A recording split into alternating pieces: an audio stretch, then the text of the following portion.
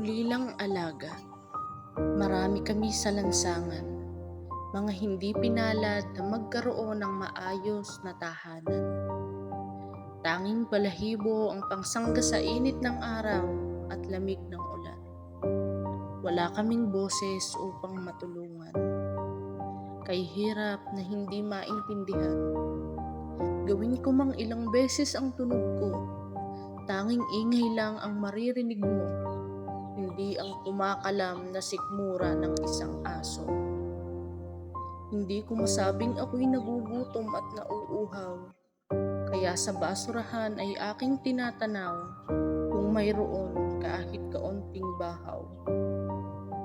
Nakakalungkot lang, hindi pa ako nakakatapos sa aking paghahanap. May tumama sa aking ulo. Bigla na lamang akong pinukol ng bato. Wala akong magawa kundi ang tumakbo. Sa aking paglalakbay ay may nakita ako.